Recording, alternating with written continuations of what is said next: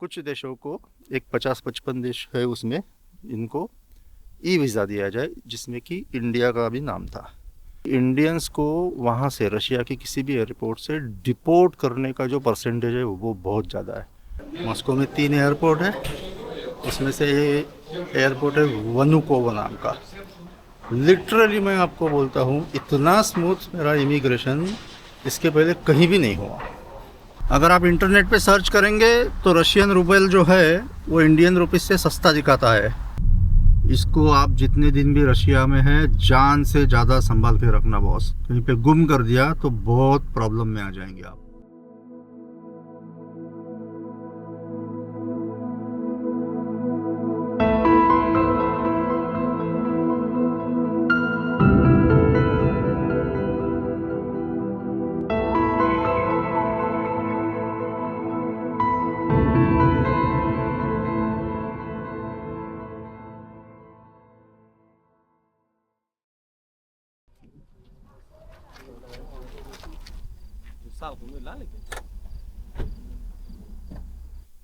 दोस्तों good morning. सुबह के 2:30 बज चुके हैं और आप समझ चुके होंगे मैं कहाँ पे हूँ। यह है बुखारा इंटरनेशनल एयरपोर्ट।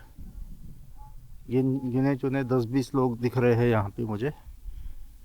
मेरी फ़्लाइट तो खैर 5 बजे की है, लेकिन मैं आ गया क्योंकि मुझे आदत है कि भाई इंटरनेशनल फ़्लाइट है तो 3 घंटे पहले जाना चाहिए, चाहे क्राउड हो या ना हो। जो बुखारा में जहाँ मैं रुका हूँ, जहाँ मेरा होटल था, वहाँ से लकीली मुझे टैक्सी मिल गई, जल्दी मिल गई। अपना ये जो है यांडेक्स गो ऐप, वो भी यूज़ करने की ज़रूरत नहीं पड़ी, वैसे ही मिल गई। और बंदे ने बिल्कुल रिजनेबल रेट में 20,000 सोम में मुझे यहाँ तक छोड़ दिया। आप जानते हैं अब मैं यहाँ से जा रहा हूँ, उज़्बेकिस्तान एयरवेज़ की भी मेरी फ़्लाइट है। यहाँ से मैं जा रहा हूँ मॉस्को रशिया। ये जो टूर है ना बॉस मेरा, ये टूर की एक खासियत है, आज तक ऐसा कभी नहीं हुआ। इस टूर में मैं ताशकंद, बुखारा, उसके बाद में मॉस्को में 3 एयरपोर्ट है एक ही सिटी में। और देखिए इत्तेफाक ऐसा हुआ, ये मैंने प्लानिंग करके नहीं किया, कि मैं तीनों के तीनों एयरपोर्ट पे जाने वाला हूँ। तो ताशकंद, बुखारा, मॉस्को के तीनों एयरपोर्ट, वहाँ से मैं सेंट पीटर्सबर्ग जाने वाला हूँ, वहाँ का एक एयरपोर्ट, और आते वक्त बुखारा का एयरपोर्ट। तो इतने सारे एयरपोर्ट में मेरा जाना हो रहा है। 3 देश, 6 एयरपोर्ट, 5 सिटीज़, ऐसा सब इसमें मैं एक्सप्लोर करने वाला हूँ। तो मैं तो बहुत दिनों से रशिया के लिए एक्साइटेड था, लेकिन रशिया का पहले है ना स्टिकर वीज़ा लेना पड़ता था। लेकिन देखिए इत्तेफाक ऐसा हुआ कि ये जो वॉर चालू है यूक्रेन और रशिया का, इस वॉर की वजह से बोलिए, या वजह तो यही बोलना पड़ेगा कि रशिया ने इंडियंस के लिए ई वीज़ा स्टार्ट कर दिया है। क्योंकि वॉर बोले तो आपको पता है कि खर्चा कितना होता है, अननेसेसरीली पैसा खर्चा होता है, तो इकोनॉमी पे उसका असर होता है बॉस। तो इसके लिए, और वॉर की वजह से है लगभग 90% टूरिज़्म रशिया का ख़त्म हो गया था। तो इसके लिए रशिया ने डिसीजन लिया कि भाई कुछ देशों को, एक 50-55 देश है उसमें, इनको ई वीज़ा दिया जाए, जिसमें कि इंडिया का भी नाम था। इसकी जो ऑफिशियल वेबसाइट है ई वीज़ा की, वो मैं डिस्क्रिप्शन में दे दूँगा, यहाँ स्क्रीन पे भी दे दूँगा। वहाँ जाके आप जस्ट पूरी इन्फॉर्मेशन फिलअप कर दीजिए, और मेरे ख्याल से इंडियन करेंसी के हिसाब से 4-4.5 हज़ार रुपये के बीच में इस वीज़ा के लिए आपको जो है फ़ीस पे करनी पड़ती है। ये वीज़ा तो बड़ी आसानी से मिल जाता है, बहुत इजीली मिल जाता है वीज़ा, लेकिन रशिया में एंटर करना उतना इजी नहीं है बॉस। मैंने जितना स्टडी किया और बहुत सारे वीडियोस भी देखे मैंने, 4 दिन में वीज़ा तो आ गया बॉस, लेकिन मसला ऐसा है कि इंडियंस को वहाँ से रशिया के किसी भी एयरपोर्ट से डिपोर्ट करने का जो परसेंटेज है वो बहुत ज़्यादा है। इसके पीछे का रीज़न ऐसा है कि अपन इंडियंस भी है ना, कुछ चीज़ों का बहुत गलत फ़ायदा उठाते हैं। बहुत सारी ऐसी केसेस हो गई है कि जिसमें इंडियंस ने वहाँ से इलीगली यूरोप में एंटर कर गए। तो इसके लिए इंडियन अगर कोई भी पासपोर्ट होल्डर है तो उसको बाजू में बिठा के रखते हैं पहले तो 1-2 घंटे, और उसकी बहुत ज़्यादा इंक्वायरी करते हैं, और सेटिस्फेक्शन होए बगैर उनको छोड़ते नहीं, और मैक्सिमम केसेस में होता है कि उनको डिपोर्ट कर देते हैं। हालांकि मेरे केस में मुझे ऐसी उम्मीद है कि मुझे डिपोर्ट नहीं करेंगे, क्योंकि पहला तो फैक्टर है मेरा एज। मैं लगभग 50 का हूँ, 50 रनिंग है मेरा। तो इस एज में मोस्टली डिपोर्ट नहीं करते, क्योंकि इस एज में थोड़ी ना मैं वहाँ जाके सेटल होने का कोशिश करूँगा यूरोप में। और दूसरी बात यह है कि मेरा आइटिनरी बहुत प्रॉपर बना के लाया हूँ मैं। मेरा आने जाने का फ़्लाइट टिकट, उसके बाद में वहाँ का मेरा पूरा शेड्यूल जो है वो कैसा है, मैं कहाँ कहाँ किस किस होटल में रुकने वाला हूँ, कौन सी डेट को कहाँ पे जाने वाला हूँ, बाय ट्रेन जाने वाला हूँ, बाय फ्लाइट जाने वाला हूँ, ये सब का सब मैं रेडी करके लाया हूँ। तो उसकी वजह से आई होप कि मुझे डिपोर्ट नहीं करेंगे। अगर वो बहुत ही बैड लग रहा तो फिर ऊपर वाले की मर्ज़ी। तो देखते हैं अभी आगे चल के क्या होता है। यहाँ से 4 घंटे का फ़्लाइट है मॉस्को के लिए, और 5 बजे यहाँ से मेरी फ़्लाइट निकलेगी, वहाँ के टाइम के हिसाब से 7 बजे पहुँचेगी। मतलब 2 घंटे पीछे है मॉस्को यहाँ से, उज़्बेकिस्तान से, मतलब इंडिया से 2.5 घंटा पीछे है। फ़िलहाल मैं चलता हूँ एयरपोर्ट के अंदर, और फिर सीधे मिलते हैं अभी वहाँ मॉस्को में।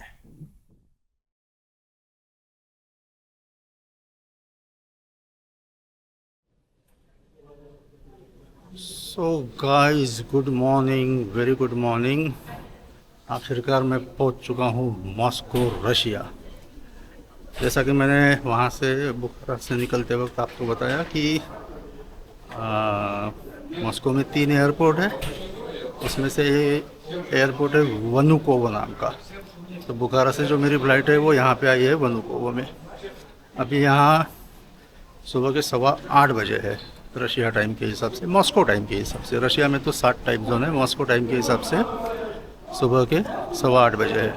जनरली मैं एयरपोर्ट पे वीडियो बनाता नहीं हूँ, अवॉइड करता हूँ, लेकिन ख़ास करके इसके लिए मैं ये वीडियो बना रहा हूँ, क्योंकि भाई जो हवा करके रखी है ना यूट्यूब पे कि रशियंस जो है इंडियंस को बहुत ज़्यादा डिपोर्ट कर रहे हैं, लिटरली मैं आपको बोलता हूँ इतना स्मूथ मेरा इमिग्रेशन इसके पहले कहीं भी नहीं हुआ। उस बंदे ने मुझे होटल का बुकिंग तो छोड़ी है, रिटर्न टिकट भी नहीं पूछी मेरी। जस्ट मेरा पासपोर्ट देखा, ई वीज़ा देखा, मेरा पासपोर्ट पे जो फ़ोटो है वो देखा, मेरे चेहरे की तरफ देखा और पूछा टूरिस्ट हो? मैंने बोला हाँ टूरिस्ट हूँ। तो बोले ठीक है, ठप्पा मार दिया, बात ख़त्म। अब मैं, जैसा कि मैंने कल वहाँ से बुखारा से निकलते वक्त आपको बताया कि हो सकता है कि मेरी एज की वजह से शायद थोड़ा सा कंसिडर किया हो, क्योंकि अगर आपका एज 35 से कम है या 40 से भी कम है तो आपसे ज़्यादा इंक्वायरी हो सकती है। अब 50 साल की उम्र में वो भी अंदाज़ा लगा सकती है कि ये बंदे का ऑलरेडी उधर सब सेटल होगा, और मेरे पासपोर्ट में बहुत सारे स्टैम्प्स है जिससे समझ में आता है कि भाई ये बंदे का ट्रैवल हिस्ट्री अच्छा है, ये हमेशा घूमते रहता है। तो मे भी उस वजह से भी, लेकिन इन जनरल भी मुझे ऐसा लगा जो बाकी लोगों को भी जितना वो इजीली सबको एंट्री दे रहे थे रशिया में, मुझे नहीं लगता कि इतना भी कुछ है जितना यूट्यूब पे हवा बना के रखा है, खास करके अपने इंडियन यूट्यूबर्स थे। चलो खैर कोई बात नहीं, बढ़िया हो गया काम। काफ़ी सालों की मेरी इच्छा पूरी हो गई रशिया आने की। तो हाँ, एक आइडिया मैंने किया था, कैप निकाल के रखा। कैप तो वैसे भी वहाँ पे जब फ़ोटो निकालते हैं इमिग्रेशन पे तो कैप निकालना ही पड़ता है, उम्र ज़्यादा लगती है ना। मैं 50 नहीं 60 का दिखता हूँ कैप निकालने के बाद में, तो उसका फ़ायदा होता है। मैंने भाई टकला होने का फ़ायदा भी होता है ना कभी कभी, ऐसी बात है। तो चलिए, यह है वनुकोवो एयरपोर्ट। बहुत साधारण सा छोटा सा एयरपोर्ट है। तो मैं यहाँ से अब, क्योंकि थकान बहुत है, नींद पूरी नहीं हो पा रही है मेरी, तो टैक्सी कर लूँगा, थोड़े पैसे ज़्यादा जाएंगे। लोकल ट्रांसपोर्ट के बारे में जब मैं खुद एक्सपीरियंस करूँगा सब, तो लोकल ट्रांसपोर्ट के बारे में सब कुछ शेयर करूँगा आपके साथ में। तो भाई ये टैक्सी कर लिया है मैंने। यहाँ से मेरा जो हॉस्टल है वो 32 किलोमीटर्स है। तो ये जो एंडेक्स गो पे मैंने टैक्सी की है, इसके लिए मुझे लगेंगे 1500 रूबल। 1500 रूबल बोले तो लगभग, अब सीधा सीधा हिसाब पकड़ लो आप। आपको करेंसी के बारे में बताना रह गया रशिया की।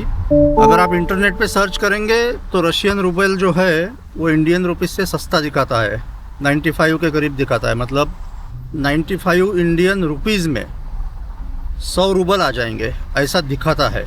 लेकिन एक्चुअल में ऐसा है नहीं भाई। जब मे बी ये जो यूक्रेन वॉर चल रहा है उसकी वजह से कुछ प्रॉब्लम हो, रशिया की करेंसी काफ़ी महंगी मिलती है इंडिया में। पुणे में मुझे ये करेंसी मिली 110 में, यानी 10% महंगी मिली मुझे इंडियन करेंसी से।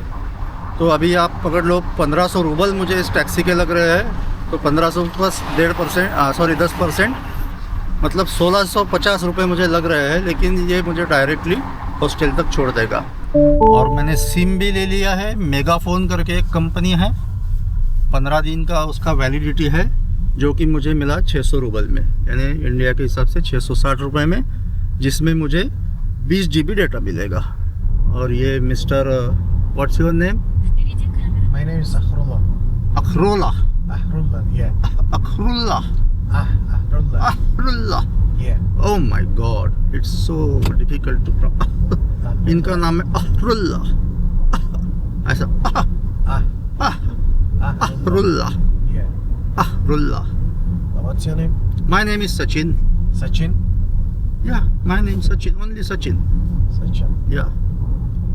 भाई ये अखरुल्लाह। अखरुल्लाह। Yeah. सॉरी। अरे बाप रे, इसका नाम प्रोनाउंस करना तो बड़ा कठिन काम है भाई। ये अखरुल्लाह भाई से मैंने पूछा कि भाई यूक्रेन वॉर की वजह से क्या मॉस्को में क्या सिचुएशन है, तो इसका जवाब ये था कि मॉस्को एक किले की तरह है, एक अभेद्य किले की तरह। तो बिल्कुल आप फिक्र मत कीजिए, कोई प्रॉब्लम नहीं है यहाँ पे, परिंदा भी पर नहीं मार सकता, ऐसा इसका कहना है। हालांकि 5-6 महीने में पहले एक ड्रोन अटैक हुआ था क्रेमलिन पे, जो मॉस्को का रेड स्क्वायर है वहाँ पे, लेकिन उस वक्त जो वॉर जो है उसकी इंटेंसिटी उतनी ज़्यादा नहीं थी। लेकिन जैसे जैसे इंटेंसिटी बढ़ी और वो जो अटैक हुआ उसके बाद में एकदम टाइट सिक्योरिटी कर दी है पुतिन साहब ने।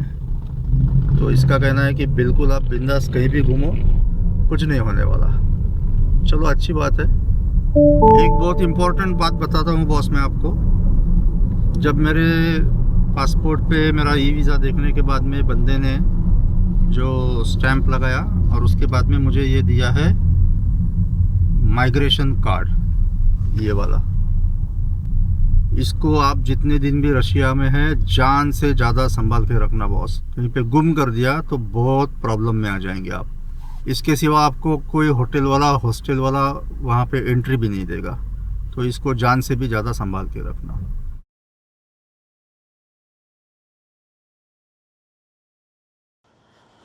ओके भाई, गुड इवनिंग। नहा धो के तैयार होके थोड़ी देर आराम करके, मतलब सो गया था। आपका भाई निकल चुका है मिशन मॉस्को पे। एयरपोर्ट से आने के बाद में 11 बजे मैं पहुंच गया था यहाँ पे हॉस्टल पे। उनका चेक इन था 2 बजे का, तो वहाँ की बंदी मुझे बोले कि भाई आप 2 बजे आओ, अब 3 घंटे का टाइम पास करेंगे ना। तो मैंने बोला इतना टाइम तो नहीं, 1-1.5 घंटा टाइम पास करता हूँ भाई, कुछ भी एडजस्ट कर। तो यहीं पास में एक गार्डन था, ये सामने वाला, इधर ये पीछे मेरा हॉस्टल का रूम है। तो दिखाऊंगा बाद में आपको, कल दिखाऊंगा। ये सामने एक गार्डन है छोटा सा, यहाँ के 1-1.5 घंटा बैठ गया। इधर एक छोटा सा रेस्टोरेंट है, वहाँ कुछ खा लिया। 12:30 बजे चला गया था हॉस्टल पे वापस। बंदी ने रूम दे दिया। अब सबसे पहले मैं जाऊँगा, यहाँ का जो मेन अट्रैक्शन है मॉस्को का वो है रेड स्क्वायर। हालांकि रेड स्क्वायर में शाम को जाने का मज़ा है, लेकिन अभी भी जाऊँगा इसके लिए, क्योंकि अबू धाबी में जैसे मैंने बिग बस से सिटी एक्सप्लोर किया था, हॉप ऑन हॉप ऑफ बस, बिग बस, तो वैसे यहाँ भी चलती है। उसका टिकट वहीं कहीं रेड स्क्वायर में मिलता है।